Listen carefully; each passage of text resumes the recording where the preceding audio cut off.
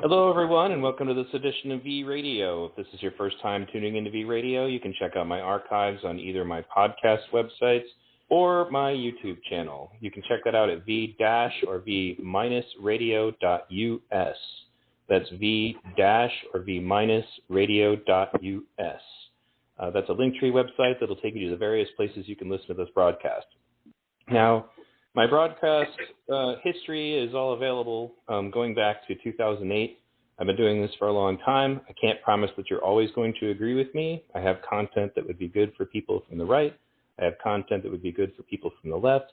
But it's really my objective at this point, and one of the reasons I got back into doing this is to try to open up dialogue between the two sides and have constructive conversations, because I have real concerns about the future of this country if we can't have good conversations, even with people that we disagree with. And with that said, for the sake of my guest and for myself, I will say that, the views expressed by my guest are not necessarily reflected by myself, and my views are not necessarily reflected by my guest.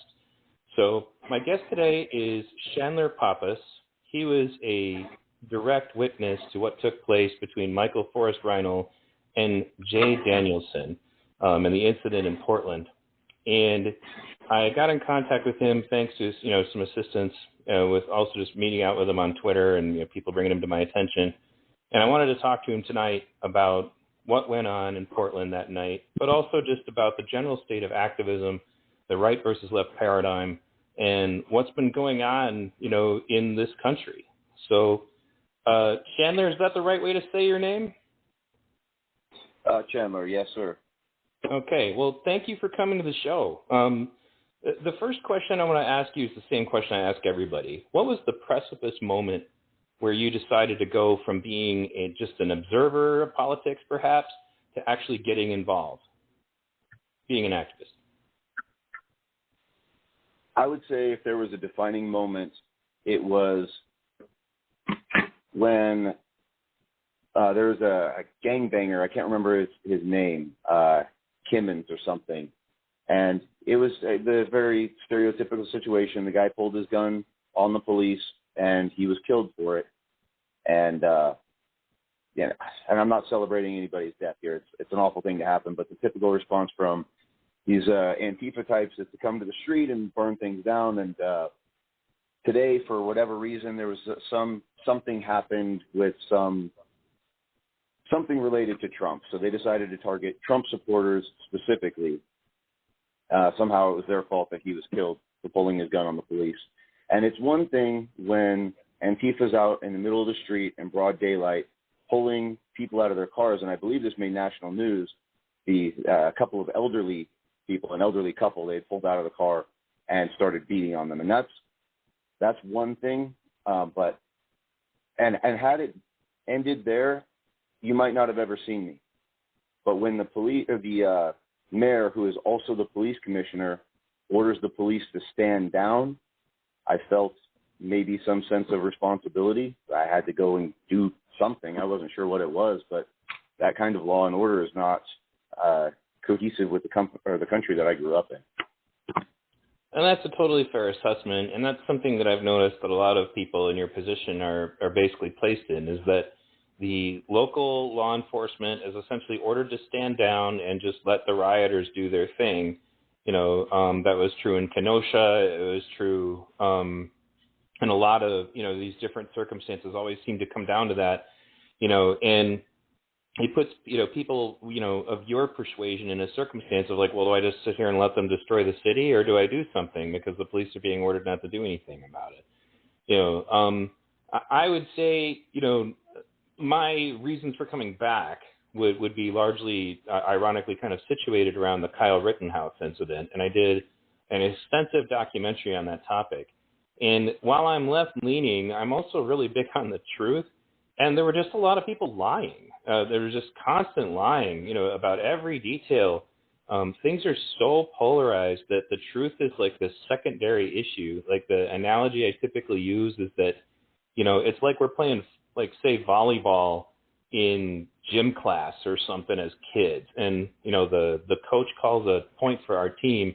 Maybe we know that point is out, that we shouldn't have gotten that point, but we're not going to say anything because we want our team to win. And that's how I've noticed that politics have become. People definitely don't appreciate, especially as somebody who leans to the left, me pointing out the truth of what goes on in these incidents. And I felt compelled to do the same thing about what happened to you and your friend in Portland. And you've told that story many times, and I just re-released my documentary in a second edition version with more footage. So if people want to get like the gritty details, they can go there. The only things that, I had questions about more specifically, actually, one of them came from a member of my audience, who just said, like, he had heard that you guys were on your way to like a taco shop or something in the area when this happened. Well, what is that? A taco shop? Dude, there are food carts there, but we were headed away from them. Okay. Well, it wasn't like, it was just to imply, I guess he said he liked the place, but that was it. I guess it's just you guys were going out to go find some food. It's like you weren't like on the patrol looking for people. And I didn't get that impression either by watching the footage. Like I was like, and the footage even because new footage came out well after the fact, which is one of the reasons I made another video, was just that you guys are just, basically trying to get from place to place. And yeah, your friend armed himself, but I can't blame him. He's walking around in Portland, and Antifa's just kind of allowed to do whatever they want, so you either protect yourself or you get hurt, and he definitely, go ahead and comment on that.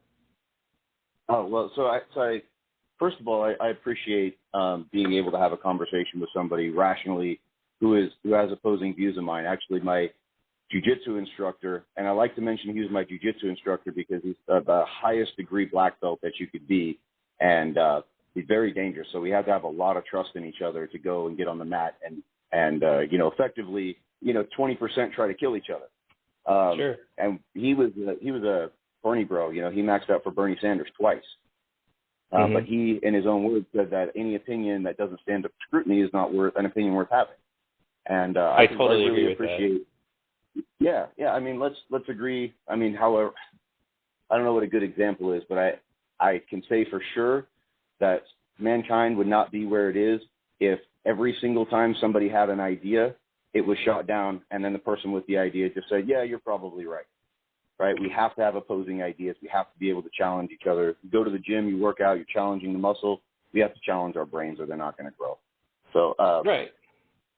So onto as far as being armed is concerned, I had a rule about not taking my guns downtown because I never wanted to fight with Antifa over a firearm, right? I never had the intent of killing anybody. I never wanted that to be a situation. So I would leave my guns at home.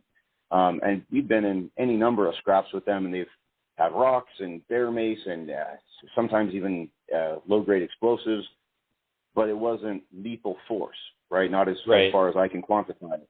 So I never felt the need to. So I had a rule about leaving my guns at home. And so it's probably, I guess I assumed that Jay had not carried his firearm either because I knew that I hadn't. So I guess when I said we were not armed, Jay was armed, but I also think that it speaks to his character very highly that when faced with a life-threatening situation, he went for the less than lethal option, and unfortunately it cost him his life.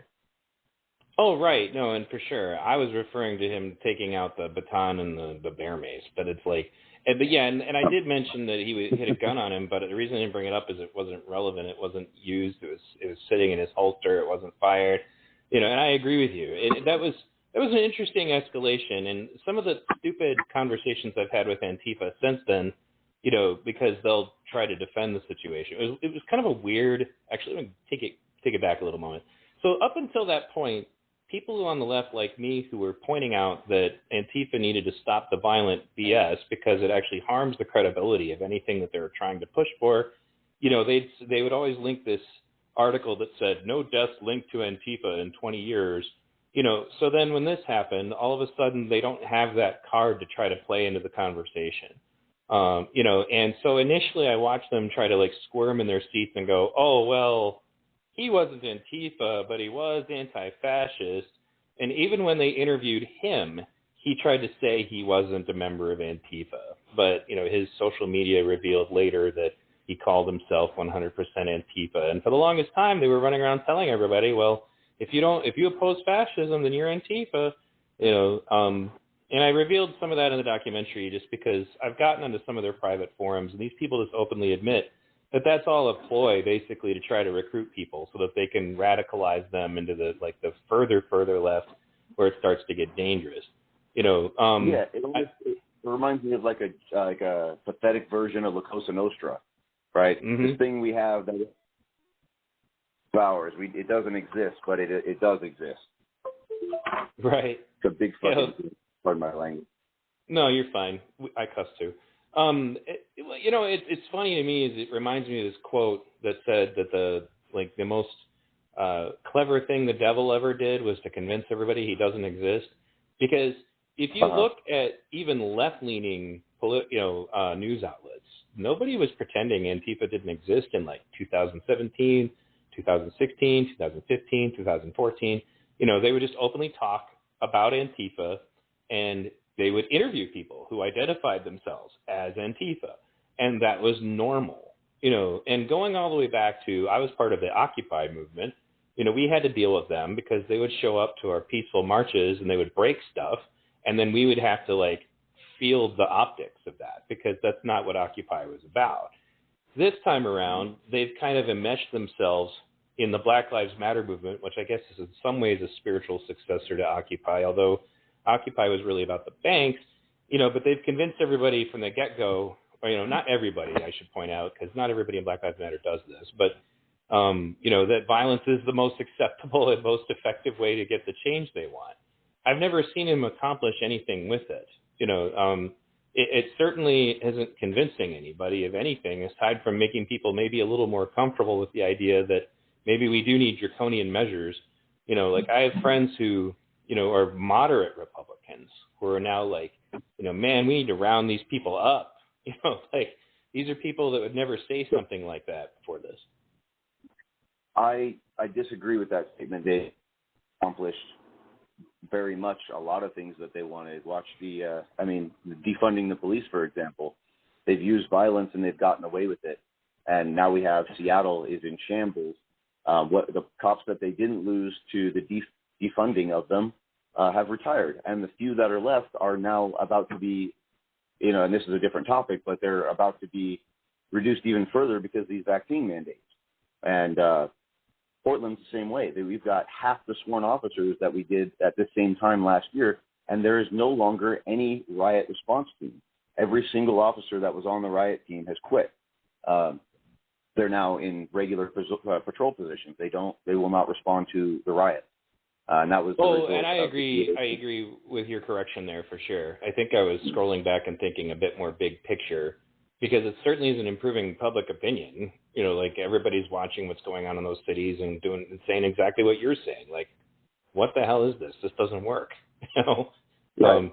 And fortunately, everybody that I know is kind of, we've responded. Nobody, this wouldn't be a thing. It wouldn't exist if we weren't being attacked. And it's interesting living in a city in an area like Portland or Seattle and being just sort of surrounded by it. And then I've since moved to Arizona, and I live in the Chandler Gilbert area, which is 30% Mormon. And everybody smiles, and there's not poop and feces on the road, and people drive around with Trump flags, and they pass a guy with a Bernie sticker, and everybody's all good. And it's like a different form of reality. So living there and having an opinion about what's going on there is very different than being here and having an opinion about what's going on there. Or your opinion is going to be different because your experience is just profoundly different. No, I would agree with that completely. And I think that's one of the reasons why, in order to get my views on things, I try to just watch the raw footage. Just because there are people who walk around these things. And of course, that's not a perfect impression, but mind you, you're going to be sitting there for hours watching a bunch of stuff that's not relevant. But, I think that one of the things that's a problem right now, particularly on the left, and I've talked to a lot of leftists specifically about this issue, is this endless lying is so out of control. I don't need to, they all assume if you have a negative impression of what's going on that you must be listening to Fox News. It couldn't be that with your own eyes you watched people burn and riot and loot, and it couldn't be with your own eyes that you've watched these things go on. And I think another element to this is that the current wave of activists really don't seem to have much sense of history. Like, they don't understand what they've gotten themselves into, and they don't have any basis of comparison. They're not thinking about, like, I don't know, for example, many of them who were also at Occupy. When they elected Joe Biden, they thought that was going to be better for, the left-leaning activists. I'm like, you guys weren't around, I guess, because Obama was not kind to Occupy. Like, you think you're seeing police brutality now. They weren't playing any games. They just cleared us right out of those parks. And if you tried to stay, they got rid of you. They didn't play softball. There's something weird going on now. Go ahead. I was going to say something interesting about as far as a lot of this is something actually that Bill Bradley taught me, or it was realized in one of our conversations anyway, that we agree a lot of the problems that there are in this country. We would agree about issues with banks. We would agree about maybe certain things as far as wage is concerned. We would agree about politics in some ways as far as who's really representing us and does your congressman really speak for you anymore? I think there are some really general agreements that we have, but we've cultivated an environment and a culture where it's no longer you and I versus the problem and the best idea prevails. It's you versus me. And therefore, we can never come to a solution because I have to dominate you in order to get my way, rather than us just figuring out something that's productive and that's best for the country and the people who reside in it. Right. No, I agree with that completely, and it's a huge detriment. And the funny thing is that if you study the history of this country, the founding fathers were not fond of the concept of political parties in the first place. And George Washington openly said in his farewell address that he was very wary of the party system because a lot of the founding fathers literally fled England because conflicts between political parties led to riots in the streets, which sounds pretty familiar nowadays. The point that we are at now is that the political parties, and I've said this, actually, I just did an episode about this today, specifically reaching out to my friends on the right about this, but is that, people will do what's best for what they believe their tribe to be, even if it's wrong, and that includes trying to spread disinformation. It includes trying to prevent people from learning the truth. And as a result, the real losers in this situation is all of us. They may get maybe they'll get their edge on one thing here or one thing there, but, and that's just our level of it. I honestly feel that at the highest levels, these people are all playing for the same team, meaning the super rich, the politicians that they buy, both Republican and Democrat. Those people don't really care about us. But they know that we care about certain issues, so they kind of pay lip service to how important they think those things are, specifically to try to get us to, let them control everything. And, what is the end result of that? That, certain people get really wealthy, and then a bunch of other people don't, and then they convince the middle class to blame the lower class, and the lower class to blame the middle class. And while we're fighting each other over these things, an excellent example, you brought up the mask mandates, or the vaccines, one or the other. And I'm thinking to myself, what's interesting is that during the course of the COVID-19 pandemic, a bunch of billionaires got even more wealthy. And the rest of us, the middle class, are struggling because in many cases their businesses were shut down, and the lower class are not necessarily any better off either, but we're fighting each other over mask mandates. And I'm not saying it's not something necessarily worth fighting over, but I feel that it's being pushed in our faces to distract us while they all basically just rob the treasury. What are your thoughts about that? Well, sure. I mean, that's one of the things that I think we would generally agree on between the right and the left, is that there is a super elite and that they pit us against each other. And I think the fundamental difference between, just to keep it simple, the polarized right and the left, at least, as far as the people I am in contact with and that I know personally, we believe, more accurately, it seems apparent to us that if you try to regulate who makes what money, all you're doing is protecting the super elite, whereas if you have an open market, you get somebody like a Grant Cardone who comes from wherever in some podunk town in Louisiana, and he can build himself up to whatever it is that he wants to do, right? If he wants to become super elite, he can. Or however you feel about Jeff Bezos, if he made his money legally, he had the opportunity to do that in this country. Whereas if you have a socialist system or a communist system, you only have one person designated to distribute wealth, and then the super elite they're never challenged, and there can never be change. Well, and I understand where you're coming from on that. I think that it's important to note that just like there are different levels of people's belief in capitalism, that there are also different levels of people's belief in different forms of leftist thinking. And you'll note that I didn't even say socialism because that's a different level on its own too. Some of us, like for example me, I kind of lean towards the way that governments like Denmark run. But I don't feel the need or the compulsion necessarily to really try to force those kinds of situations on people. There is a version of leftist thinking that believes in free associations, like you and, say, a group of your friends might form a business together and then collectively own it. And that can work even inside the capitalist system. But the people that scare me are like, I don't know, I'm sure you saw the thing about that school teacher who was indoctrinating kids into Antifa. That guy had a picture of Mao on his wall. Like, I don't even understand how Antifa, because they're supposed to be primarily anarcho, meaning anarchist communist, would ever tolerate somebody with a picture of Mao. Like, or, I've run into some of them that are Stalinists. Stalin helped Hitler murder anarcho-communists in Spain during World War II, during the early phases. I think it's largely an emotional argument, right? So in the Northwest, they'll refer to us as chuds, and what I understand, that's fairly localized. And a chud, if you've never seen the movie, stands for cannibalistic humanoid underground dweller. It's about these sort of human mutants that live in the sewers of New York. And I saw that when I was a kid.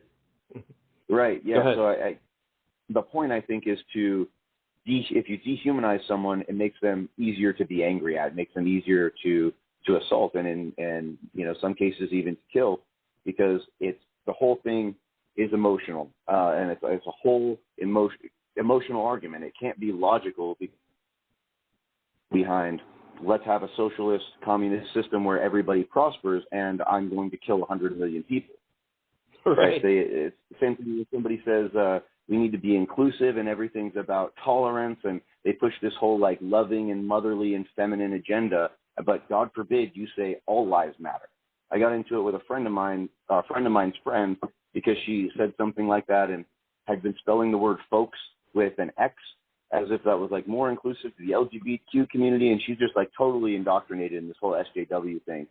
But you say all lives matter, is that inclusive enough? And she freaked out. Right. Well, yeah, because of the stupid word games involved. Go ahead and finish your point. There is no logic. Actually, I spent the weekend with Gavin McInnes, and he used the phrase fool's errand. He said it's a fool's errand to pursue logic with these people because the argument is emotional. So as long as you're feeding them things to be angry about, you can influence people on their emotions to do just about anything. As long as they're angry with us, it's okay to hurt us. It's okay to kill us. It's okay to lie about us, as long as they get to where they're going. They have completely dissolved their moral compass and any roadmap that they had in favor of their agenda.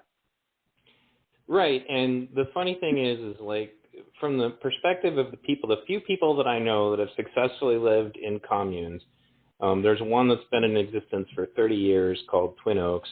But the biggest misconception that kids have about this is that they think that they're going to be sitting around collecting checks or something. If socialism works even in the small form, it's a lot of work. The crops don't plant themselves, the buildings don't build themselves. It just means that now you're doing all that work yourself.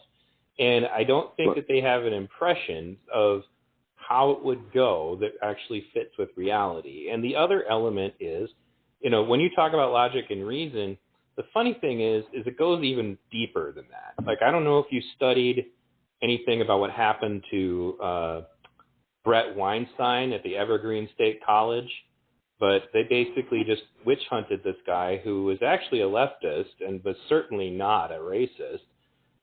But at one moment in particular that I talk about a lot on this show, there was this moment where he got alone with just a couple of the students, and there's only audio available of this, but he started talking to them rationally, and he started to make some headway. And the people that were witch hunting him realized that this was happening, so of course they had to go interfere. And at one point, one of the kids literally looks at him and starts yelling at him and says, "You have to stop demanding that people use logic and reason and white forms of information." Now, to me, that was like a slap in the face. Like, what did that guy just say? And then it all made sense, because if you remember some time ago, the Smithsonian African American Museum said that logic, reason, the scientific method are all elements of whiteness. So somebody is teaching these kids that logic and reason itself is a problem. And if you were ever going to have any kind of cooperative society, you can't not have logic and reason. That's just ridiculous. So it's not even beneficial to what they're trying to accomplish, I guess is what I'm getting at. But it is beneficial to whomever is trying to brainwash these kids. And I'm not surrendering my logic and reason for anybody. Then you're totally right about the emotional state of it. And I wouldn't say that is solely the problem that the left has, but it's definitely a big problem the left has right now. But I've dealt with some people on the right who are also emotional. And the problem, as I've pointed out when I went on a different show, a guy was also a right-leaner, he said, I pointed out to him, like Andrew Yang pointed out that when we get stressed, our IQ literally drops artificially. It's a temporary effect as long as we're stressed, but we start making really bad decisions. Now, lately, because of the circumstances, we're all stressed. We're all losing IQ, and if we can't have rational conversations, and as you pointed out, we have like caricatures of each other. We're dehumanizing one another. And, I'm sure that, that plays into it, because now we're being taught that anybody who doesn't agree with us is automatically an evil person. Not just that they disagree with you, but they're some way fundamentally evil. Do you have any comments about that? I mean, 100%. I 100% agree with that. And also, backtracking just a bit, it's definitely not exclusive to the left. Deal with all the time who are way too trigger happy might not be the right word, but they're definitely the first up to go and throw a punch. They're out there because they're pissed off. And in fairness, I think in some cases they have a right at least to be mad, maybe not to act in such a way, but I think a lot of these guys have a right to be angry. We've lost businesses. We've lost a lot actually in the last couple of years. And I think the anger is justified, but I don't think that the approach while angry is justified. I also think it's important for us to mention, like, I don't know if you're a religious man, but Jesus taught us to hate the sin, not the sinner. And we take this approach where everybody who's involved in it is just bad, and we can't get anywhere. Right? You and I could probably sit down and discuss the nuances of socialism and social programs all day, and perhaps because it's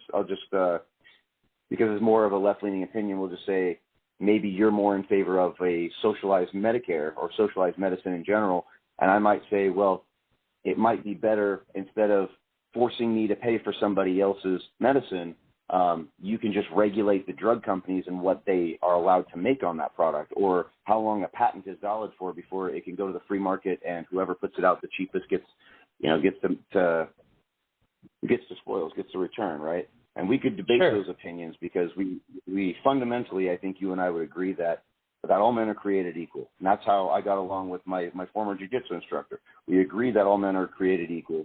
And from that single building block, we could discuss anything, and we never had a problem with each other. Right. So it'd be interesting. Go ahead. Finish. I was just saying, it'd be interesting to see in my lifetime if we can ever get back to a situation like that where we could respectfully disagree and perhaps grow as a nation.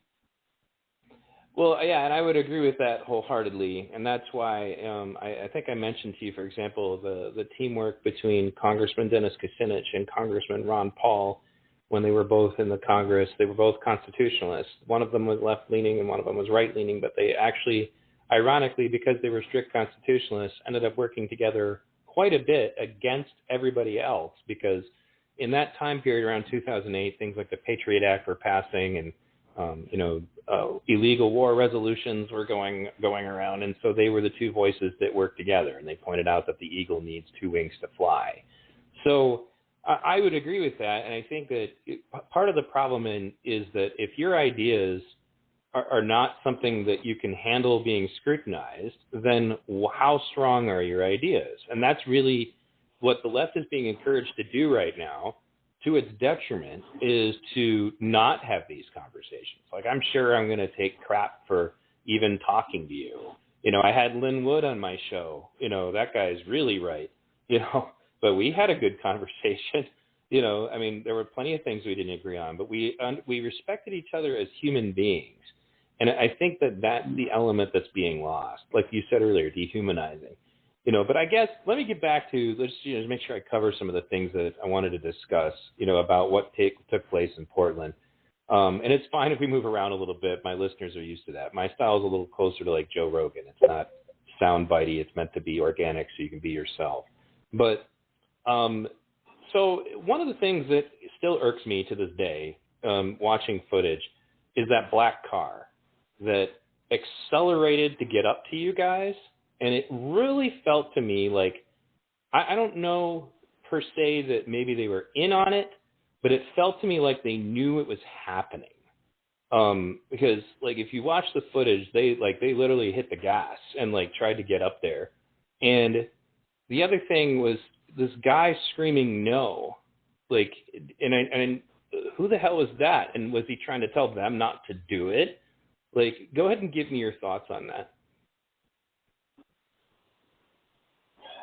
That's a heavy one. I think it's suspicious at the very least. I think it's more suspicious that we found the DA has direct ties with several Antifa members, like very well-known Twitter accounts and stuff have mentioned him.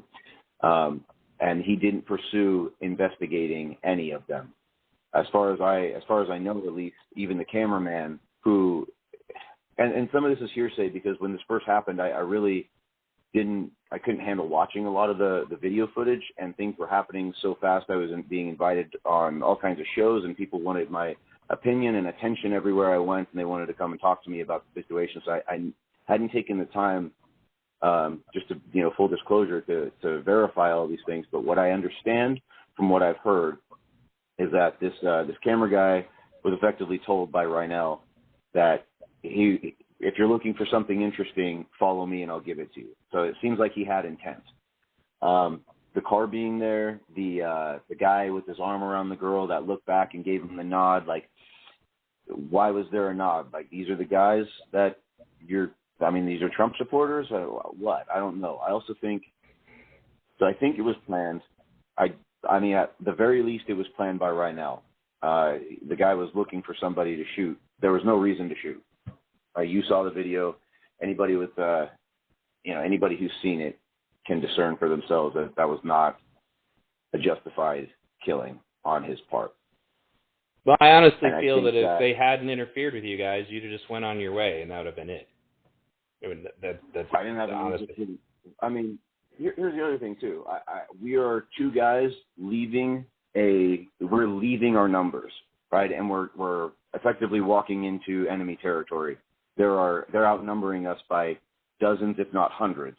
The stupidest thing we could have been doing is looking for a problem, right? Particularly like, in my mind, we were both unarmed, but even with his his single Glock, he's probably, if you were going to go and start a war, that's probably a really bad position to put yourself in, Right. So anyway, I think however many people were involved, it's at the very least suspicious that car was there. We know he was planning something, whether whatever. Sure. I think it's also worth mentioning that this happened, 3 or 4 days after the Kyle Rittenhouse situation? Right. And it makes me wonder if this was something that they were trying to get a rise out of the right, if they were looking to create a forgive me for this, but if they were looking to create some kind of a George Floyd moment for right-leaning people and see how we were going to react if we were going to take to the streets and just, start a freaking war with these people, I don't know what the thought process was there. I don't know much about Antifa's organization as far as higher ups go and who would have coordinated such a thing, but it's curious. It really makes me curious. Yeah, no, it's definitely curious. It really makes me wonder if perhaps there might have been some kind of internal strife about the decision to do it. That's also why I wonder whoever was screaming no, if they knew what he was up to and they were trying to stop them, because it was contradictory to Antifa's image at the time, because they were always trying to pretend to be scary, but we don't kill people, but I definitely, I don't know if maybe somebody tipped them off and then they showed up because they were hoping to prevent it, or if it was just optics, they just wanted to be sure to show up there to look like they were trying to help. There's so much confusing stuff going on, but I've managed to get into certain private areas where Antifa talks about their business, and when you talk to, depending on the chapter, it's different wherever you go, but basically they have kind of this ridiculous anarchist system in place that they think would work if they were ever trying to defend themselves against any kind of opposition, but they don't always necessarily have a hierarchy that actually calls the shots. And so they think they're trying to achieve consensus. This is what happened, actually. They revealed this recently when they got the shit beat out of them in Portland, when the Proud Boys chased them out of there, Tiny and them. This would be the one where there was the Kmart rally.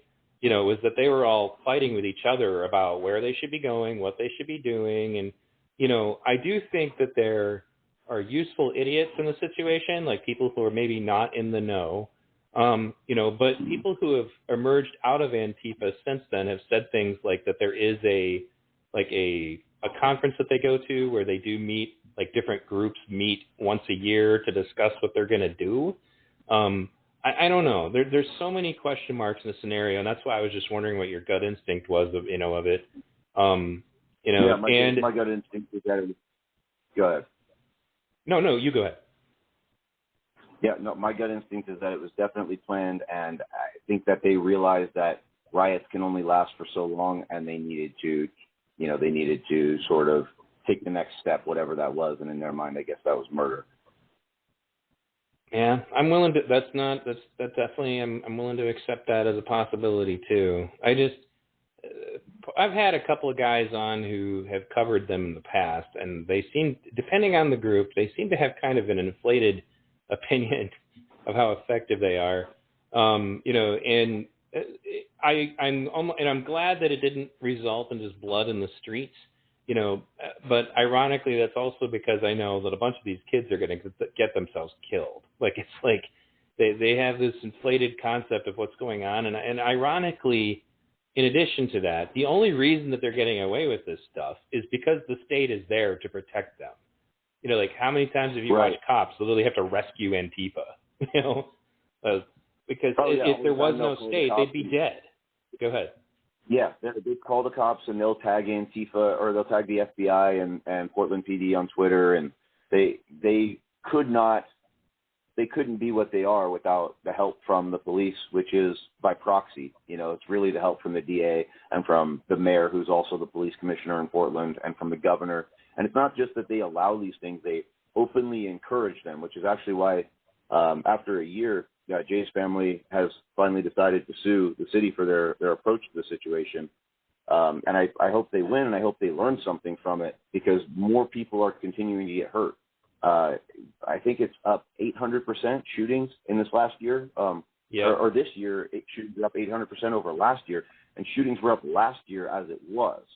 So they've created a situation where it's really not safe, especially for somebody like me, to leave my home without a plate carrier and a clock. Why would a regular citizen want to live in that? Right, and that's an interesting point. Go ahead. Well, I just to your point earlier, big picture, where does that really leave us? How effective is Antifa really? Because I think we're going to reduce Portland to Detroit or Chicago, and then it's going to be left that way. They're going to have a bunch of social programs to feed a bunch of people partially, because the city's never going to have any money again. Well, right, and that's part of the reason why there are leftists it goes all the way back to Martin Luther King, who realized that it's not just that it's immoral, it's not effective, and it in many cases has long-term consequences. Los Angeles still hasn't even recovered from the Rodney King riots, and that was a long time ago. It has a lasting... That's like 40 years ago. Right. It has a lasting detrimental effect because who is ever going to want to open up a business in your community in that situation? Who is ever going to want to invest there? And their solution to that is just to try to guilt trip people and, say things like you're engaging in white flight or whatever. But I'm like, no, you've made it clear that you reserve the right to riot and burn and destroy the community anytime you don't like something that the police or some government official did. I don't want to live in that situation. And that's why I started this off by saying, even with what I watched, a baton and bear mace, that sounds like fair game if I'm walking around in Portland. I've already determined, aside from my physical limitations, if I ever went to one of these things again, I'd be armed. Absolutely I'd be armed. That's why those guys were armed in Kenosha. Go ahead.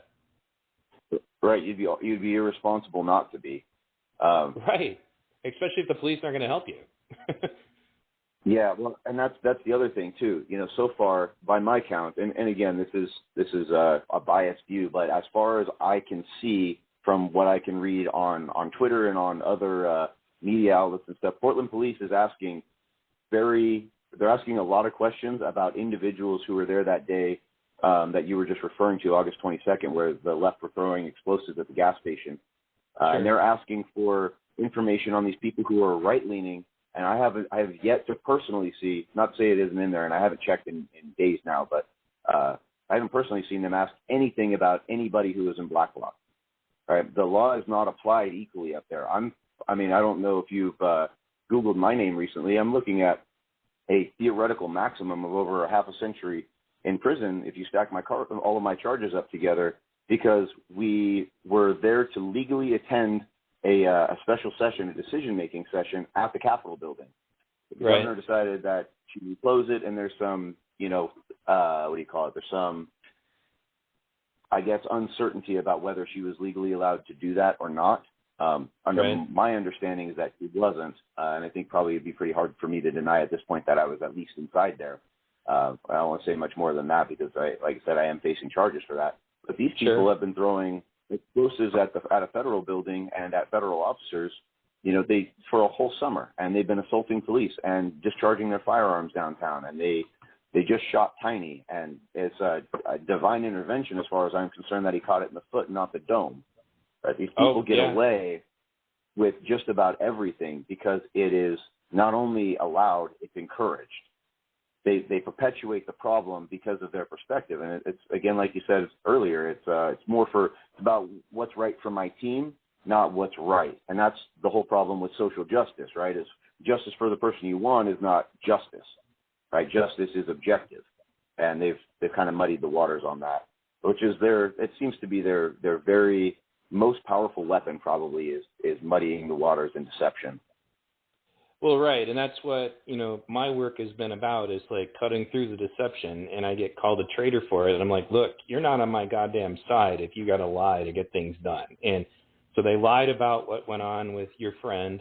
They lied recently about stabbing somebody in Los Angeles. This guy named Chad Loader tried to cover it up and say, oh, well, the kid who stabbed him was defending himself from attacks with a skateboard. So I literally put a video together, just stringing all the times that Antifa in LA has hit people with skateboards. And they did so brutally in many instances, and then they lied about the Tiny thing.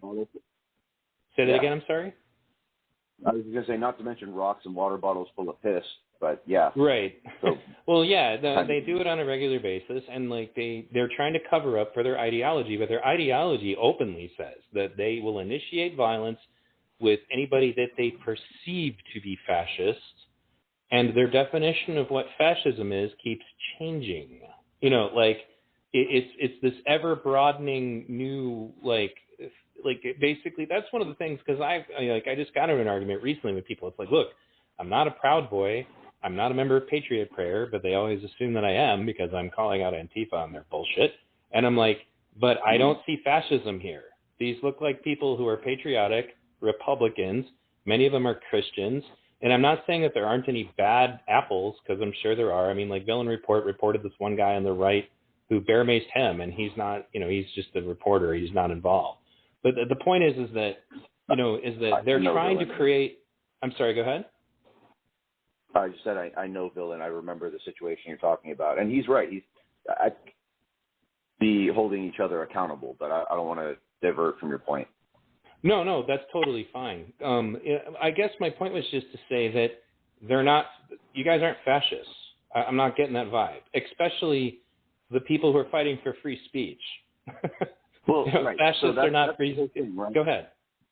That's the whole thing. I wouldn't know any of the Proud Boys. I wouldn't know Joey Gibson. I wouldn't know Villain. I wouldn't know the Common Sense Conservative or BC Preacher. I wouldn't know any of these guys at all if we were if there wasn't a fascist arm of the left trying to tell me what I can and can't do. Because disproportionately, every single person that I have ever met at any of these events who has come on the right side has said or been of the belief and the sentiment that they would rather have spent their summer at the lake driving their boat with their children in tow on a donut and having barbecues and drinking beer and watching football and worried about growing their business and being a good father and being a present husband than worrying about whether their fucking business is going to burn down, right? Or their friend's business, or when are they going to come into my neighborhood and start throwing rocks at my neighbors, even the ones that have the BLM signs in their fucking yard.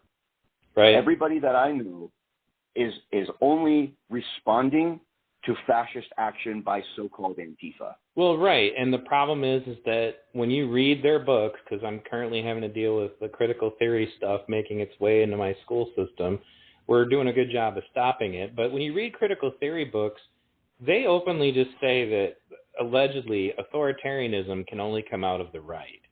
And I'm like, that's just horseshit. That's just bullshit. But there's no truth to that statement at all. I'm like, there are absolutely authoritarian leftists. There's one in China right now. Stalin was a murderer. Mao was a murderer.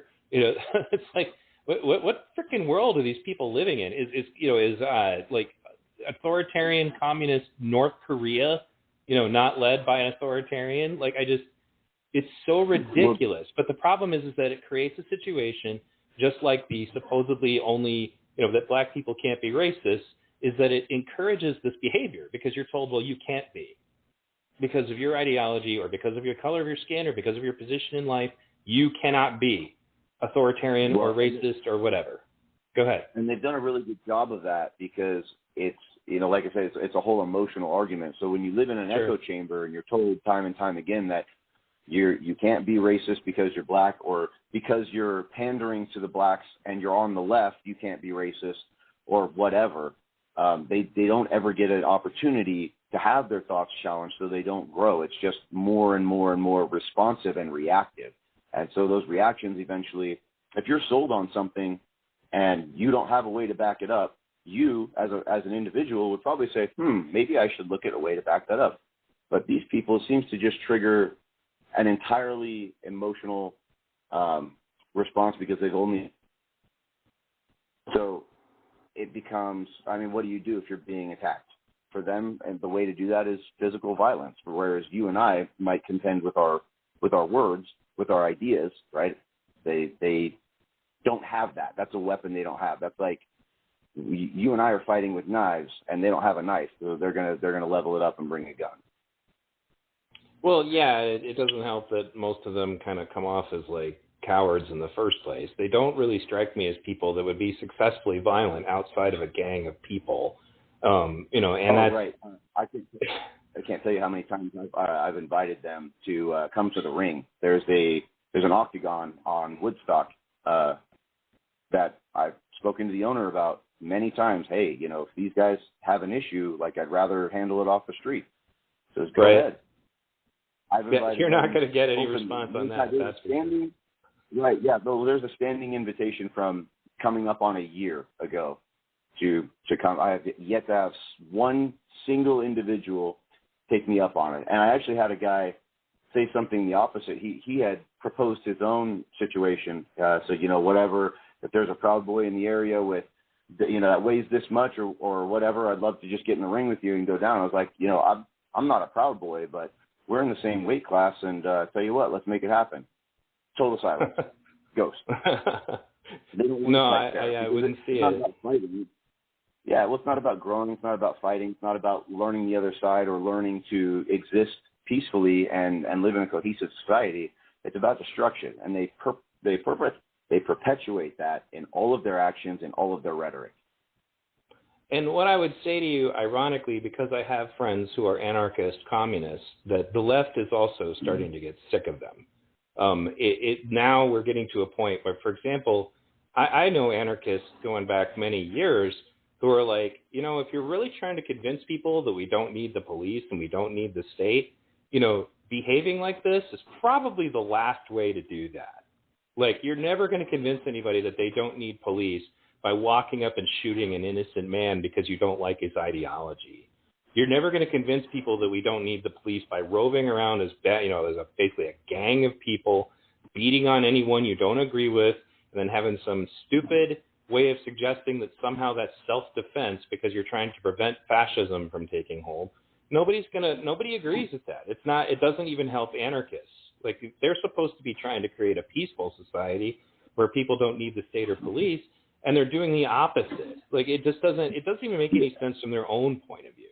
And, that's why Right. I've been kind of like trying to work and reach out to other leftists who are sick of this, because we're being silenced. Like, you get intimidated. They yell at you. They threaten you. In fact, ironically, I've never been threatened by anybody from the right in my entire life as an activist. Not even when I was camping, marching, doing any of the things that I did with Occupy. The only time I have ever been doxxed or had my life threatened was by leftists. And I'm a leftist. Like, that's just the truth of it. Yeah, Bill Bradley was kicked out of every leftist organization he ever was a part of or even started. He started the Red and Black Cafe, and he's been involved in any number. I mean, he campaigned for Bernie Sanders. He campaigned for Barack Obama. He was into it, but he's been always kicked out because I wouldn't call him neutral because he's definitely left-leaning, but he's rational and treats people like people. And it's just feels like such a strange time, for me at least, to be alive. Yeah, no, that's definitely true. It's like the Chinese hit us with their "May you live in interesting times" curse. I'm hoping that somehow society can grow from it. I'm hoping that, in some way we can realize, but part of the problem I think here is that we have too many people who've forgotten certain things. They've forgotten the lessons, for example, war. We've forgotten about war. Like, everybody suddenly talking about war again. I'm like, oh, that's great. I'm glad that you guys are finally discussing Afghanistan and Iraq. I never stopped discussing those things. But the people who definitely can't forget that are the people who live in those countries. We've forgotten about, what it's like to actually, like, go to protests and actually be, like, these guys who think that they're fighting the cops. I'm like, if you were actually fighting the cops, you'd be dead in minutes.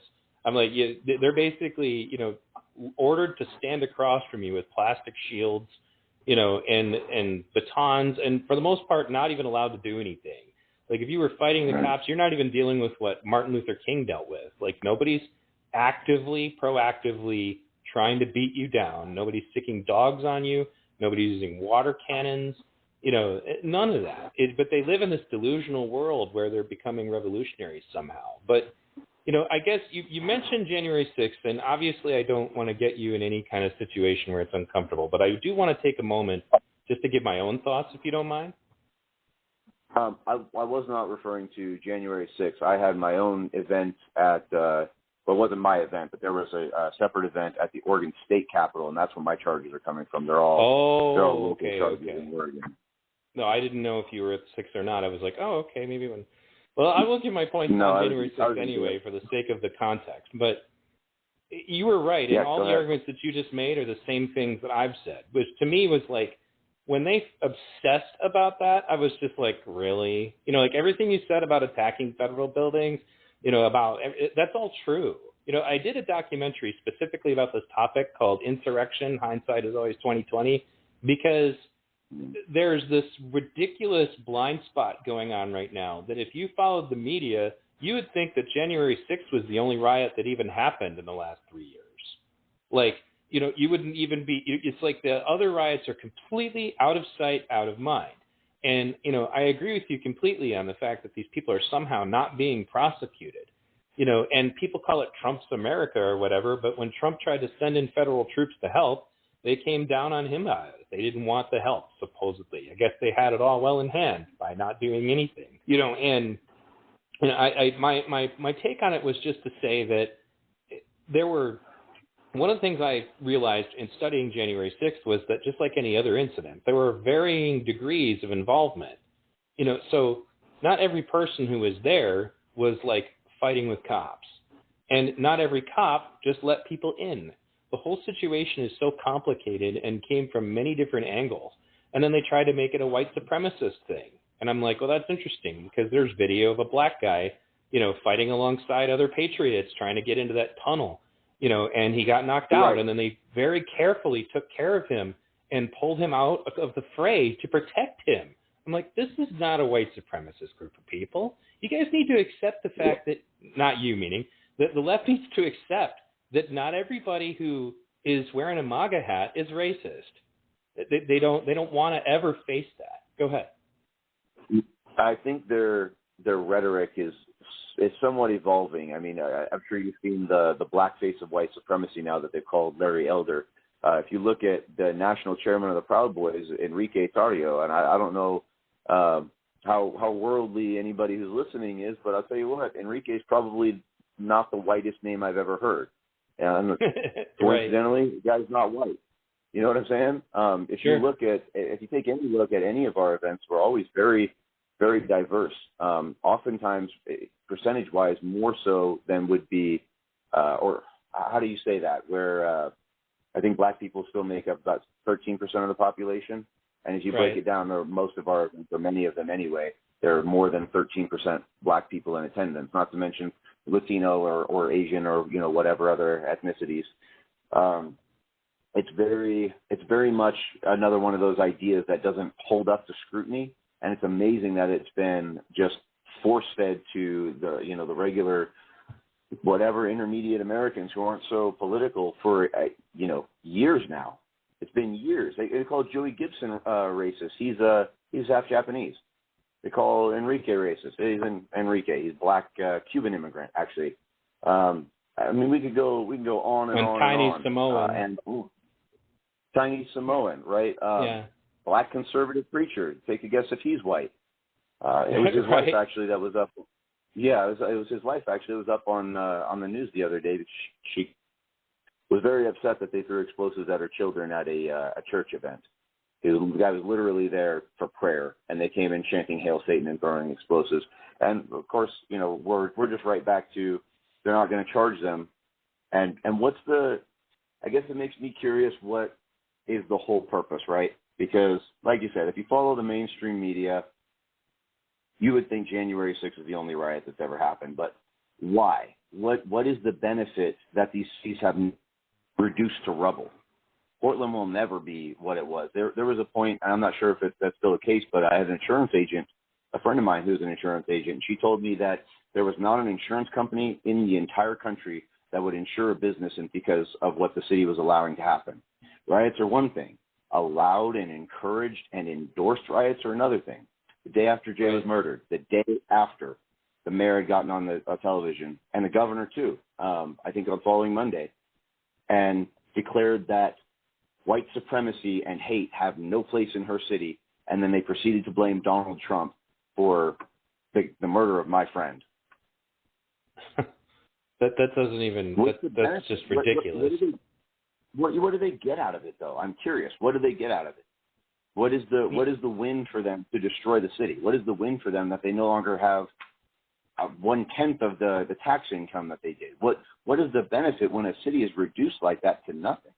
When everybody's unemployed, when every business is boarded up, when nobody can get insurance for a business so they can't start one, where half of the police have retired or been fired or just straight up quit.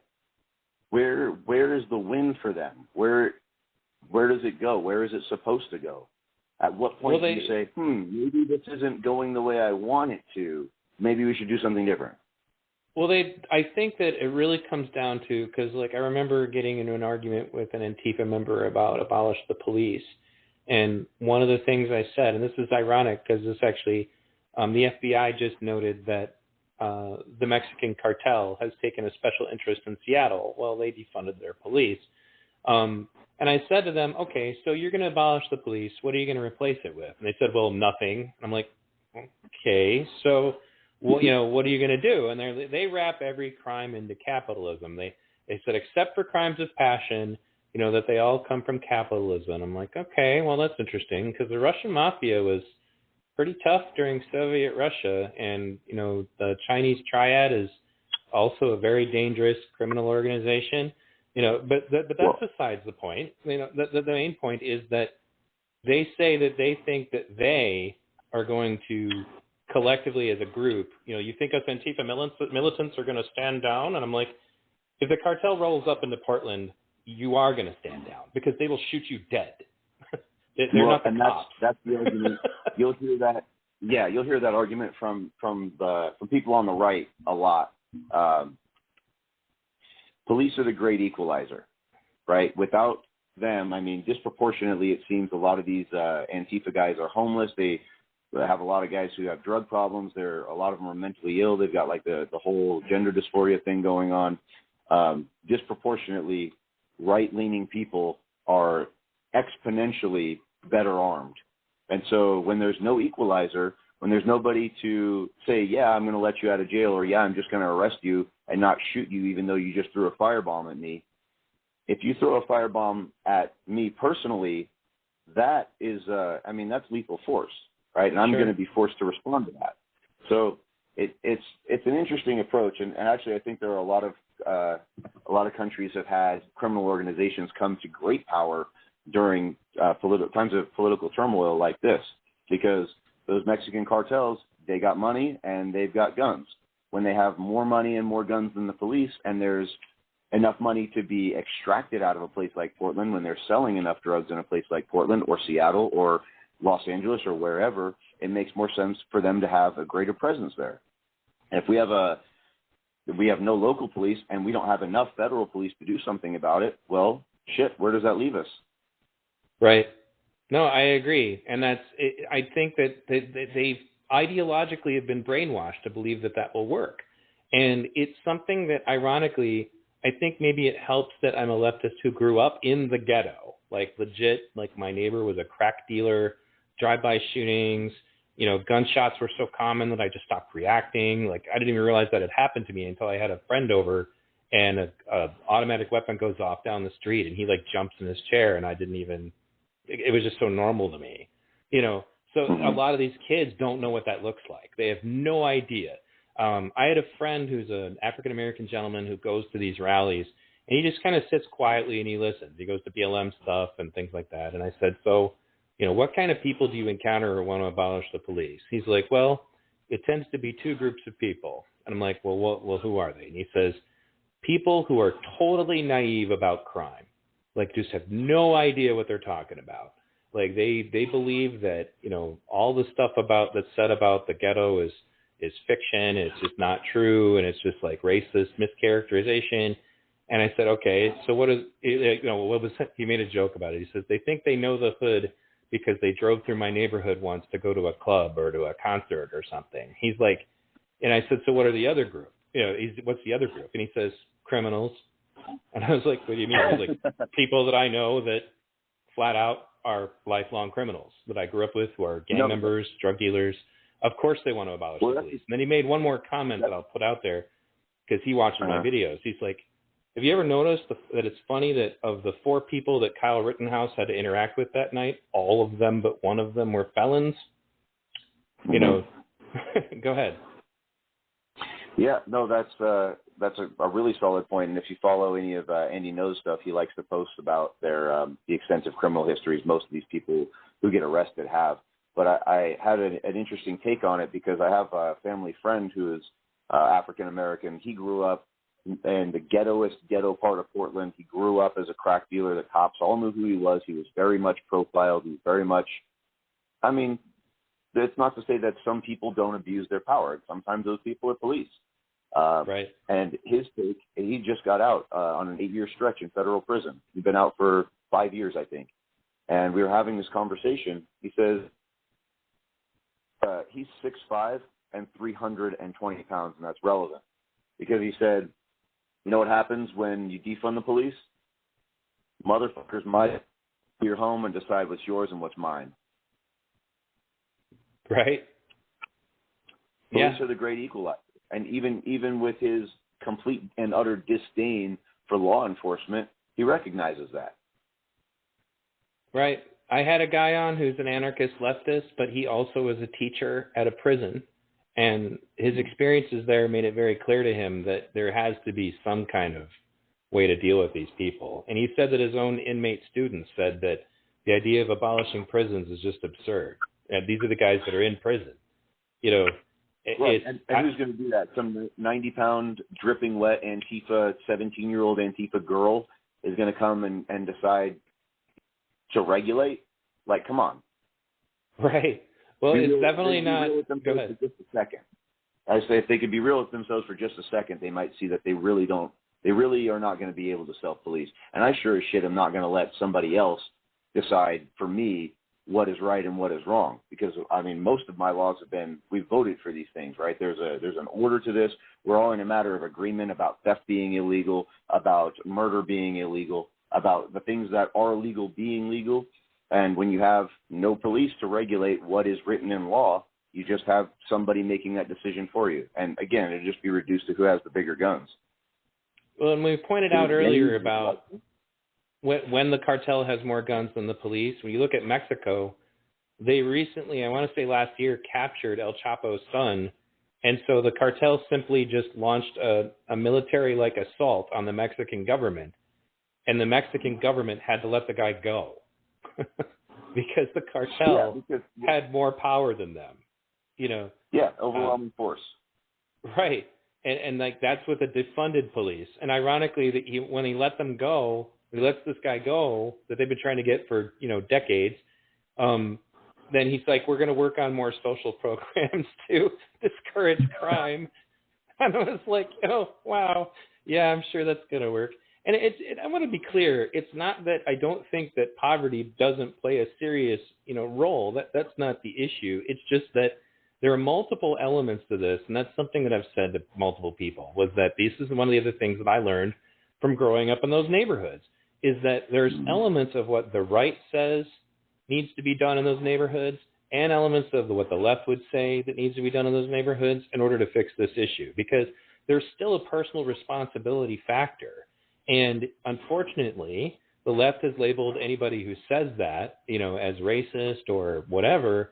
But the truth is, where I went to school, if you did good at school, it was a reason to get jumped. Like, socially, they do not like kids who do good at school in those neighborhoods. All the kids want to be gangbangers, and all the girls want to date them. You know, like, I had a guest on recently. His name is Pastor Corey Brooks. And he works in Chicago in like one of the most violent parts of the United States. And he does good work getting kids out of the ghetto.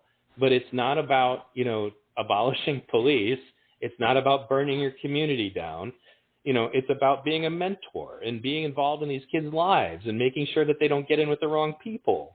It's a cultural issue. Sorry? So on that, I think that there are a lot of people who would agree that that's a problem. And for what it's worth, like I said, I just spent the last weekend with Gavin McInnes, and what his description of what the Proud Boys was started to be and what the intention of it was and what it's become in some ways and different in others, but it was literally to fill that gap.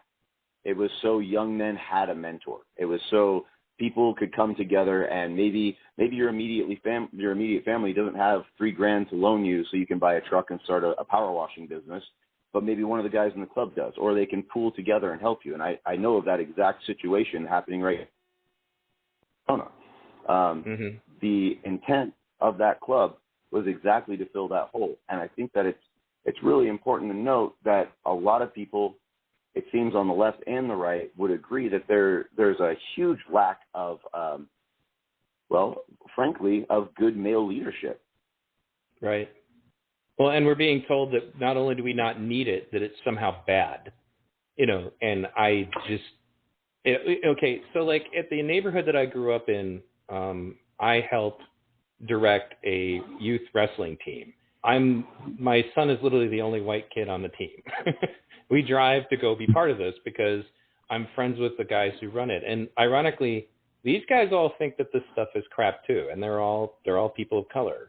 They all think that, no, what the solution is we need to give these kids somewhere to go, something to do, somewhere to be that's not that, and that's the element of things that nobody wants to discuss. And unfortunately, that because, say, Ben Shapiro would say something like that, then the left doesn't want to hear it at all, even though it's true. Like, Pastor Corey Brooks is not like some right-wing conservative. He's somebody who's on the ground in these neighborhoods doing this work, who sees it up close and personal, and he became controversial just because he said the riots aren't helping anything. You guys aren't helping us. This doesn't help our community. Like, what are you doing? And because he's not following along, like you said, when you point out like what you think the end game is, I'm kind of curious about that myself, because some of it, a lot of these kids, I don't think that they're even looking past the short term. And I mean, this is a terrible thing to point out, but science actually says that in many cases, in many people's brains, the part of your brain that works on long-term consequences is not even working right until your mid-20s, which is why you think you know everything when you're 18.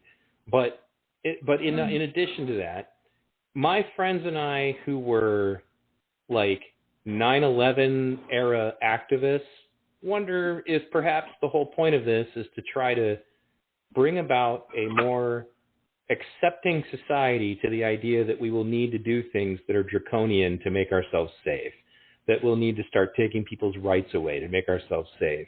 That if you want the violence to stop and the terrorism to stop, that we're going to have to do something. The thing is, I agree with you that for some reason their ire in the situation doesn't usually hit the left unless like they go way out of bounds. It doesn't change the fact that it makes me wonder if perhaps somebody has a vested interest in, first of all, getting society sick of this crap. And second of all, to become more comfortable with the idea that maybe we just need some cops to go in there and bust some heads and take all these people to jail. That's what I was saying earlier, is that I have friends who are like moderate Republicans who would have never been okay with that 3 years ago, who are now like, yeah, go get them. If they saw cops just rolling up on a black bloc and just take out their clubs and do all the things that people claim that police are doing, they'd be cheering. They wouldn't have been cheering 3 years ago, but they would be now. Yeah. And that's, we've experienced that actually. You mentioned Villain. He witnessed a situation like that and called the cops out on it. And I think it was a Back the Blue event. So the people who were in attendance were very much about, you need to shut up and you don't say things like that to the cops. And he said that's wrong. They can't do that. And whether that's just at face value wrong, or he's thinking long term, if they'll do it to them, they'll do it to us. Either way, that silence and that, hey, shut up, because we're having something is done against the person that we're against, therefore it's okay. Even if it's objectively wrong, it's subjectively okay because it's against somebody I'm opposing to. I think it's important that we call that stuff out. That mentality is not exclusive to the left. I hate to admit that I've seen quite a bit of it, actually. And unfortunately, those kinds of... Go ahead. Go ahead. Oh, I was going to say, unfortunately, that kind of behavior just encourages the other side to do it, just like racism.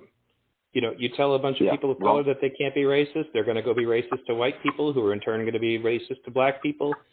It just perpetuates itself. Right. It's a self-fulfilling prophecy. Well, right. And the funny thing is I remember it just seems like race relations are so much worse than they were before all of this started. I don't think any of it's improving, any of it. But So I wanted to take a moment just to kind of ask you, all right, so because I have not really taken a bunch of time to get to know any of this, but I wanted to just ask somebody directly, because when I try to do Google searches to find things about the Proud Boys or Patriot Prayer, I generally just don't feel satisfied that what I'm looking at is a good indication of what the truth is. Because, you guys, both of those organizations get, of course, you're supposed to be fascists and all that. But actually, before I get into that, let me ask a couple of very key questions. And I want to be clear. I'm pretty sure I already know the answer to these questions, but these are critical to recognizing fascism. Now, do you know anybody in Patriot Prayer or the Proud Boys that advocates for, say, a dictator to take control of the country? I think it's just for sake of transparency too. Patriot Prayer is Joey Gibson's, I guess, brand is the best way I've determined to say that. There isn't actually a group, so there are people who support Jay, and we come to his events, but it isn't a group. There's no membership like the Proud Boys has a membership. So with that out of the way, I thought it would be worth noting. With that out of the way, nobody that I know at all is for dictatorship or one rule over anything. Or authoritarianism. We want everybody to have a voice. I'm not sure if you're familiar with the Philip Anderson event that took place last year, just right around this time. I think it was October, actually, and he got his teeth knocked in. It was a free speech event organized in front of the Twitter building in San Francisco or Sacramento. And before the event even started, he got his teeth knocked in by Antifa. And they had shown up a few hours before us, so they were able to chase any and all crowd away. So by the time we got up on stage, it was just Antifa. It was not worth doing or saying anything. But I bring that up because he actually invited Antifa to come and speak on stage. Said, hey, if you guys have a point you want to make, if you have such a problem with the system and all the things that are going on, you should come up here and join us so we can find a way to unite. We don't have to go to war. And they violently rejected his offer. Well, right. I guess that comes back to my point, was just to say that I've never run into anybody that I've talked to that's from those groups that advocates those things. And the only reason I brought them up is that they're in the definition of fascism. It's like, how can you guys be fascists and value free speech? How can you be fascists and be constitutionalists? The American Constitution could never be you can't have a fascist country with the American Constitution. That's why it was written the way that it was. So those were not in any way meant to be gotcha questions. I hope you didn't think so. This was more of me exposing something that's absurd that's being said about you guys that I was like, I've never encountered this before. So I was just giving you an opportunity on the record. No, I do not think we should have dictators. No, we should not be a fascist country. No, I don't believe in authoritarianism. I'm supporting free speech. Those are all things that, in my view, kind of disqualify you from the label. And the problem is that fascism, kind of like racism, they want to have their own version of the definition that's amorphous. And it reminds me of religious persecution, because when witch hunters or inquisitors went after people in the Dark Ages, they could kind of change the rules as to what somebody had to do to be in league with Lucifer so that they could make it up on the fly. And that's kind of what I feel is going on here, that they want to be able to change what a fascist is at any moment. They want to be able to change what a racist is, a sexist, homophobic, transphobic, whatever. They want to be able to change the rules whenever they want, because what they really want is the ability to silence anybody who in any way opposes them. And right. So that's why I asked that. I don't believe that. I've never believed that any of these people were fascists. You can't be a patriot and be a fascist. And I didn't think that they were. I just went into that story because I thought it was very relevant, and frankly, for the time that I've been around, I've never known somebody with the balls or the ambition to, or even the desire to have an opportunity to speak, largely because we kind of anticipated what was going to happen. And unfortunately, Philip, he took he got the full force, man.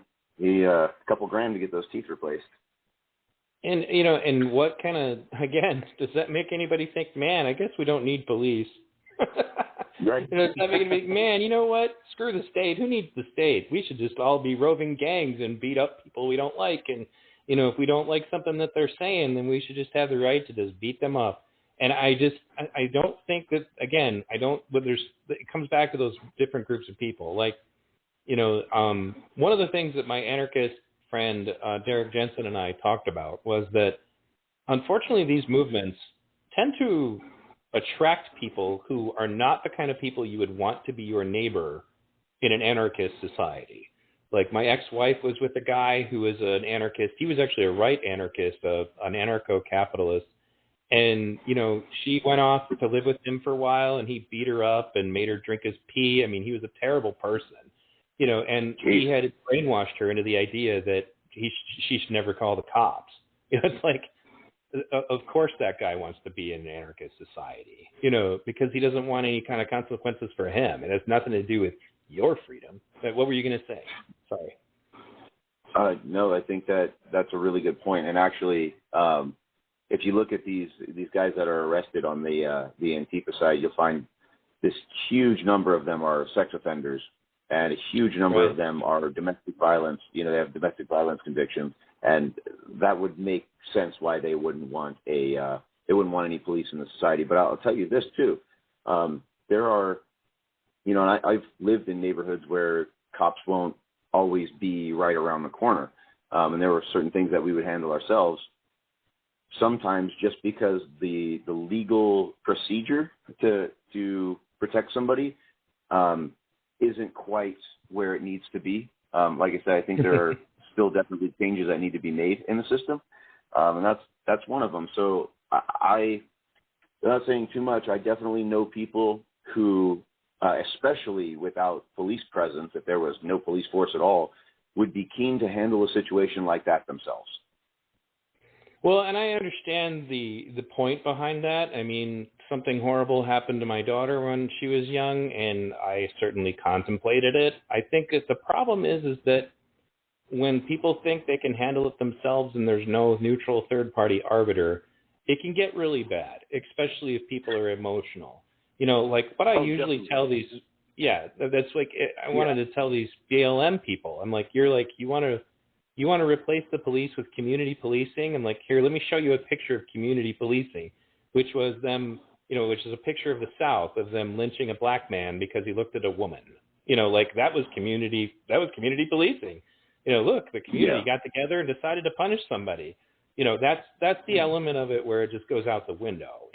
And trust me, I get it. I totally get it. Like I watched the movie Boondock Saints, was pretty fond of it, because you get frustrated, especially where I lived.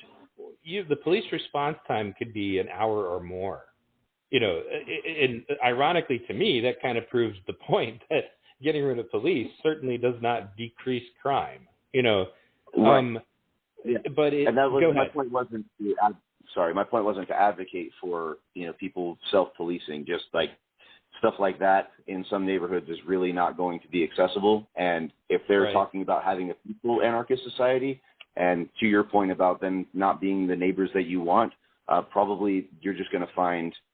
I think it's just stacking evidence that it's not going to work. Right. I mean, and it will work for certain people, but they're not the kind of people that you want in charge. I think that's the big push, is it's all about being anti-authoritarian. But I was like, look, I lived there. The police were not the authoritarians I was worried about on a regular basis. The authoritarians were, the Capone's gang. Which wasn't literally related to Capone. For whatever reason, the Hispanic gang named themselves after him. It was the gangs that run that community were the authoritarians. And if they just take a mind to beat your ass because they think it'll be funny, then they're going to do that. I mean, even in the ridiculous little experiments they had, like there's plenty of video of the Chaz Chop police, and I put that in quotes. They're walking around with AR-15s. They were mean to people. They bullied people. And then Villain talked about how basically they killed 2 people, and it looked pretty much like innocent people. Go ahead. Yeah, I think in total there were 4 murders. Nobody touches on the unresolved rape and sexual assault cases that came out of that. Right. At one point, one of those AR-15s was stolen, and the comrade that it was stolen from posted on Twitter asking for funds so he could get another one. That's their level. That's their. I'm sure you've seen the pictures of their little self-sustaining garden, self-sustaining in air quotes. I mean, these are the people that want to take over the country. They're not going to last 5 minutes. Right. That's it. It would be over very quickly and very abruptly, and any illusions that they had about what they were going to do as society would be over. But that's one of the, actually, that's an interesting point I was going to make earlier, but because I delved pretty deep into the WeSpa situation, that was an excellent example of Antifa just going out of their way to attack peaceful protesters, because the first protest, there was no Proud Boys there. It was just soccer moms with like cardboard signs, who many of which have never even been to a protest in their whole life, and Antifa shows up like 30 strong and just starts beating the crap out of everybody there, over something that has nothing to do with fascism. I have people in my life who are trans, who are peaceful, but they're not trying to like smear everybody's face with it. They live their lives and it's fine. But the point that I wanted to make that I find interesting is that in MacArthur Park in Los Angeles, MS-13 runs the place, and they have murdered trans people in that community, and they actively assault gays and trans people who live there. That's in Los Angeles. So if Antifa wants to protect trans rights, why aren't they finding their way over to MacArthur Park? I bet you I got an answer. Really yeah, that's a really, really good point. Disproportionately, and I don't particularly find myself discussing, the race issues so much, but it's something that certainly needs to be addressed, that disproportionately Black people and Latino people are not so pro-homosexual, very much anti, and that's it seems to be very much a cultural thing. Maybe more than a race thing. It's a cultural thing. But disproportionately, those groups of people are not pro-trans. They're not pro-homosexual. They're not they're not pro a lot of things that Antifa is. And I think I remember hearing about some big fallout between some BLM leadership and Antifa leadership up here. And I never pursued that, but it would not surprise me, because there are a lot of people that just don't support that stuff, on the BLM side. Well, so, right. Yeah, why don't they make it? Why aren't they fighting Chris? Yeah, or going after any of these people that are actually, if they want to make a statement, then they're going to go to a spa and, beat up people that they know are not prepared to deal with them, and say, look at us, we made a stand against, transphobia and fascism. And they were even calling them names like racist and fascist. I'm like, none of these people are here to protest in favor of right-leaning ideals. They're here protesting because somebody exposed themselves in an all-female spa and they don't like the policy. That's why they're here. And then they, of course, there was another element where they said, well, that was a hoax. It didn't happen, but it should be allowed to happen. What's the argument they made? And then come to find out, no, it wasn't a hoax. No, that's proven now. That guy just got arrested for that. It's another element. Just like, go ahead. It circles back to the misinformation that they're so famous for. But also, actually, I just lost my point. But it circles back to the misinformation hugely. Sure. Right? They have to muddy the waters, because their truth isn't truth. It will not stand up to scrutiny. Right. Like he shot in the foot, right? He shot himself. Right. Right. Yeah, that shit went on for days. They were spreading that everywhere. And then I just started piecing it together with some anonymous friends of mine, and I'm like, this doesn't seem right. I don't think that's what happened here. And then we put it together, and then, it was funny because one of the guys I argued with about this was Bo of the Fifth Column. Do you know who that is? I don't. He's an internet personality, and he presents himself like he looks like a conservative, like he's got a beard and he has a Southern accent, and he always broadcasts from his garage. But the truth is he's actually an Antifa advocate and uses words like fash and all that. And he's a felon because he was charged with visa fraud because he was bringing in a bunch of illegals to work for him. Now, whether or not he thought he was doing that benevolently, I have no idea. It doesn't change the fact that I'm pretty sure he got his hatred for the quote-unquote fash when he was doing time in federal prison. But the point is that, he, advocates for Antifa, and a lot of people don't know that, and I managed to expose it through arguing with him about it on Twitter. But I guess to get back to my original, go ahead. That's a congratulations. Well, yeah, I don't know if it's going to take off. I mean, I made a video about it, but I think but I did encounter a lot of people that were starting to have questions about him because he was saying some stuff in his videos. He's very carefully crafting his videos in such a way that makes it look like he's not like on the left, but you can kind of tell that his purpose is just to slowly radicalize people. But anyway, so I guess the first thing I'd want to say, because we've had a great conversation so far, is there anything about, first of all, just to put a cap on it, that happened, any misconceptions about anything that you've heard in regards to what happened to you and Jay that night that you would want to clear up? I mean, as far as this conversation, no, but out there in the universe, there are quite a few. One of them, actually, when I was going over your video, you mentioned the close-up footage. The guy had his camera facing at the ground, and there was a lot of speculation about that. Right. I happen to know that journalist personally. His name's Nate Millsap, and he's somebody actually I did security for when we were down in the riots before this happened, because he'd come and get footage of them throwing explosives and whatever. And of course, Antifa notices the people who are recording them, and they don't like to be recorded committing felonies. And it's funny too. He came on just like a lot of the guys that I know that are now call themselves conservatives. They came on as neutral, just kind of wanting to see what happened, and then found that one side assaulted them and one side didn't. But that's beside the point. So the reason his camera was facing the ground is that he was done filming for the night. The guy that taught him to kind of mentored him in his journalism told him, even when you're done filming, always be rolling. So when he's done, he feels like he's got his footage for the night. He's headed back to his van. He keeps the camera rolling for exactly a situation like that. So if something happens or something happens to him or Antifa starts to follow him or whatever, that camera's just already rolling. And had he had to turn that camera back on, he wouldn't have caught nearly the footage that he did. He probably would not have gotten that camera on until after the police had arrived. So right. Just to clear that up, because I know a lot of people had questions about that. I'd heard any number of theories about that.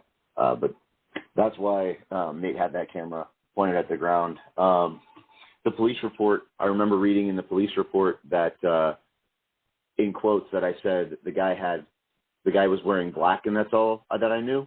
And I explicitly told them he was not wearing black. I was in such shock.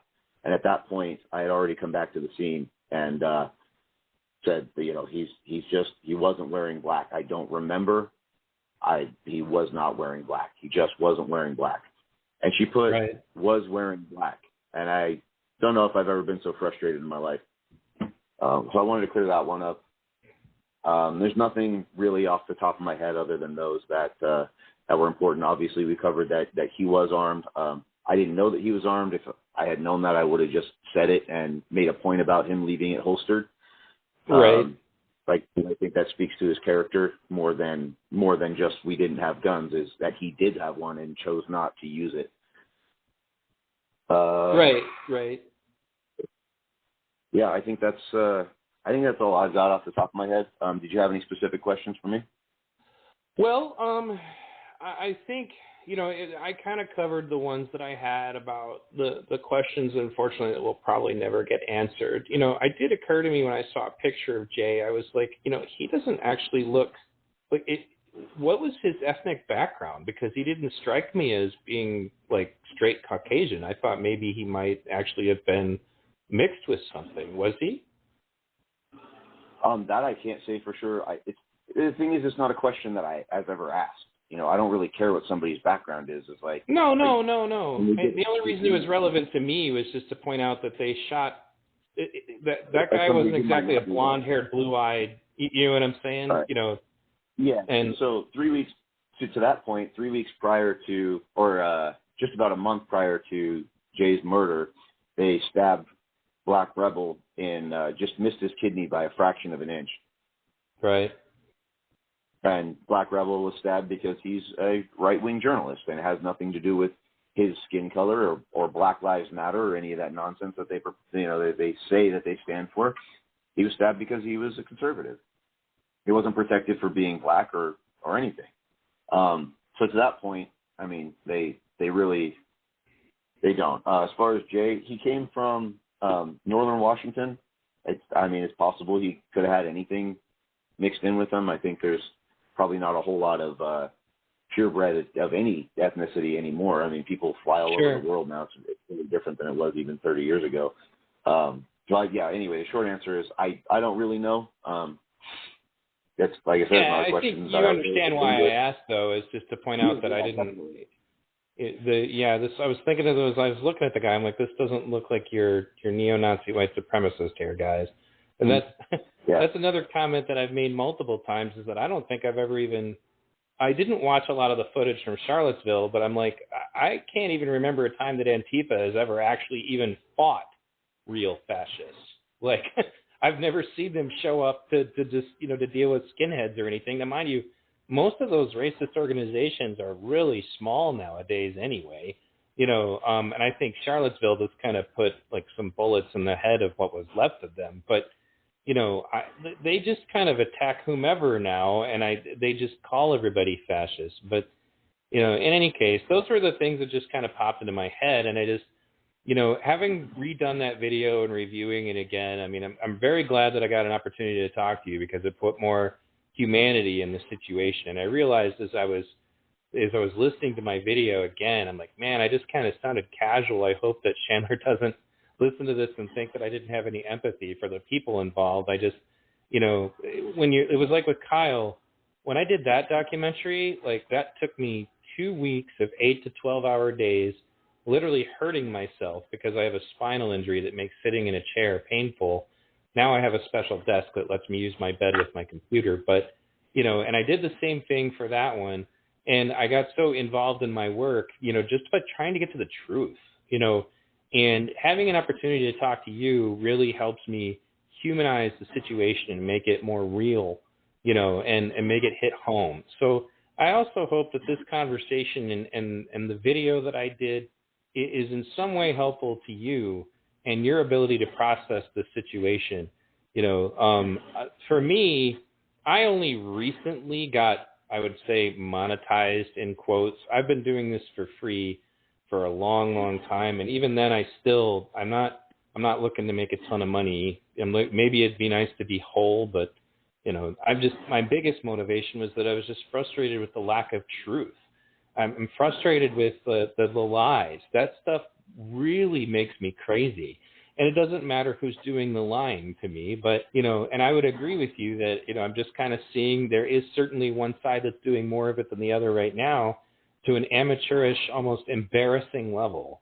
And I realize that if there's going to be any sensible left movements in this country, that people in my position need to stand up and stop letting this kind of crap happen. Because in addition to that, it's important to me, and it's one of the reasons like why I talk to so many people from the opposition, is to and I say opposition ideologically, not militantly, is that I hope that, for example, you and I could recognize that, perhaps you would rather have me as a neighbor than somebody from Antifa. And we get all labeled together too. People are like, that's one of the things I pointed out in my recent videos. I'm like, whatever you guys thought you were accomplishing, you've ruined any credibility that the left has now, because now we're you. Now that's us. That's what activists are. It's these morons running around hurting people, and it's not positive. It's not working. It's not making anything better. It's not making our ideas have more credibility. So I guess what I'm getting at is that I would also kind of say, because I'm sure plenty of right-leaning people will be listening to this broadcast. I have actually a lot of right-leaning fans, because I don't spend a bunch of time beating them over the head with my ideology. I just try to talk about the truth. But, is that there are levels to this. There are people on the left who support what you're doing, who also oppose Antifa, who also oppose rioting, and there's a thing I'll share with you real quick. But there's this, I've brought it up on my podcast many times, but it was called the Ash Conformity Experiment. Basically what it's about is that they're testing to see if a group of people will say that they agree with something just because the group is also agreeing with it. And they found statistically, this is an experiment that you can keep doing, and that it keeps usually having about the same results. But in one variation of the test, if there's at least one other person in the room who stands up and says, no, that's not correct, then it makes the others more likely to go ahead and tell the truth. And that's my role. That's what I'm trying to do. And I hope that you've enjoyed this conversation. Now, I guess, I do want to know a little bit more, just so I can get it from the horse's mouth. Let's assume I've never even looked at a protest before. Who is Patriot Prayer, and what do they stand for? So like I said, Joey Gibson is Patriot Prayer. I think the way that I best describe it is like it's his brand. The things that I can't attest to all the things that Joey stands for. I will say that he's very much a Christian, and he is like many of us in the way that he wants to be left alone. He doesn't want the government to come in and overreach and tell us what to do. Our system is designed in such a way that our representatives, they like to use the word leaders nowadays. They're not. They're there to represent our interests. Our representatives can't be telling us what we can and can't do. We are there to tell them what to do, to vote what we would prefer, what would be ideal for us. And it's their job to enforce and affect those things that we want and not the other way around. I think I would feel pretty confident in saying that about Joey, but I don't want to get too much into any nuance about what he would believe on this topic or that. I could say he's a Christian. He likes to be left alone, and he's actually probably one of the most reliable people that I've ever had in my life. Yeah, I'm thinking about reaching out to him to ask him to come on so that I can talk to him. I have been given his contact information once. Maybe you can mention it to him. And I guess I'd also like to talk to somebody from the Proud Boys so that I can get their perspective directly from them, unfiltered by all of the nonsense. So if you're in any kind of position to help me with that, I would appreciate it. And I know you mentioned Gavin McInnes, and he's known for being kind of a shocking personality, but I mean, Joe Rogan had him on, and he's, I guess, what you associate with the man. I mean, what are your impressions of him? Because the person you're describing kind of leads me to wonder, like what I had always kind of gathered just by the little bits of him I saw was that he has like a character that he's playing, and then there's the real him. And I don't mean that he's being duplicitous. I just mean that I think part of him is more like an entertainer, and then there's another part of him that's like actually who he is. So what would your take on that be? That's hard to say because this is the first time that I've actually face-to-face ever met him. And they have an event every year in Las Vegas called West Fest, and it's just a party for the guys to get together. And so we ended up spending a lot of time talking about kind of the state of things. And in my experience with him, it has been part of his person, sort of intense and to joke around and be obtuse. And that's part of who he is, but he's not hard to get like a real opinion out of either. Right. So that makes sense. You might say something and then he'll respond with something just to make a joke out of it. And then you could follow up and say, yeah. And then also, and drive home the point. And then he'll usually have something articulate to say about it. Well, and that's kind of like, that was one of the reasons why I was willing to at least entertain the notion of like learning more about him, because Joe Rogan doesn't just let anybody on his podcast. They have to have some kind of semblance of sanity to them. He's not going to bring them on. And so I was like, but the caricature of him, I've seen him on video say some pretty crazy stuff, but again, I got the impression that I'm just looking at somebody who's doing that for entertainment's sake. Like he's trying to shock people, and in the 80s, that was very common. You get guys like Andrew Dice Clay, for example, would say really offensive stuff and it was just part of his show, So anyway, Chandler, that's a lot of it. Go ahead. Oh, go ahead. I was just going to say that I think that's a lot of it as far as Gavin's concerned.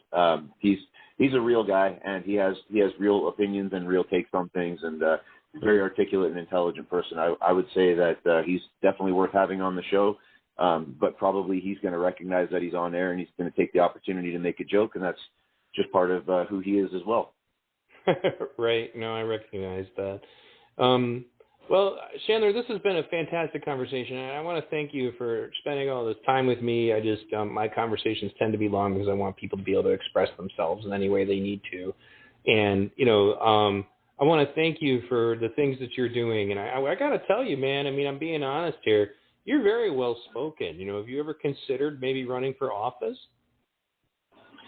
I've had a lot of people suggest that I should do that or start a podcast, but I'm not sure that it's necessarily up my alley, but I certainly appreciate that, and I accept the compliment. Well, yeah, and I'm saying it's not just about like trying to tell you, hey, man, you're good at this. It's also just for the sake of, we need more politicians who are patient people from the right and the left. I'm just sitting here having this conversation with you, and it's not adversarial. I'm sure that there's plenty of elements of government that you and I probably wouldn't agree on. But if we were debating it on C-SPAN, then we would be debating the issue. We wouldn't be, fighting each other. Nobody supporting you would be showing up at my rallies causing problems and vice versa. Unfortunately, Chandler, that puts you in a position where, your country might need you. So it's something to think about because, you're able to, talk how you feel, you're honest, and you're able to articulate yourself in a clear fashion. And that's important, just something to think about, put it away, you decide whatever you want to do with it. But I know that I've actually worked for politicians. I worked for Senator Mike Gravel, and it was my job to help him with his campaign. I got paid to do that. And I was thinking about it. I'm like, this guy should run for office, because I think that you could win something, pick your category well. But regardless, I wish that there were more statesmen in this country that had that, not just a devotion to your principles, but also a devotion to the fact that, you having different principles with somebody does not mean that they're not also human. So thanks again for coming on. I really appreciate it. Was there anything else you wanted to share? I think I've about covered everything. I appreciate you having me on. It's always nice to have a conversation with somebody, particularly who may have different opinions, and just remind me that there is still some humanity left out there. There is, and I think that you have a role to play in ensuring that it stays that way, because if I share this conversation with some of my leftist friends, they'll be like, man, that guy's not what I thought at all. I'm like, well, he's what I kind of thought he was going to be, but that's because I'm not juiced up on conflict and thinking irrationally, So thanks again for coming on. I really appreciate it. And, I'll be in contact with you on Telegram when we're done. And everybody who's tuned in, thank you very much for listening. If this is your first time checking out V Radio, please check out my archives. I have content for the right and for the left. I definitely think that, regardless of your political affiliation, you'll find something that you like. I do have a Patreon, and I am seeking patrons. Whether you're right or left doesn't matter to me, but if you're going to listen to my podcasts and my videos, be aware of the fact that sometimes you won't agree with everything I say, and that's by design. I want people to start entertaining these things and, basically strengthening their brains by occasionally exposing themselves to ideas that they may not completely agree with. I think that that's something that sets us apart from the animals. And, if we can't do this, it's going to be a terrible society that will evolve out of it. And it wouldn't be an evolution. It would be going backwards. Thanks again for tuning in to V Radio.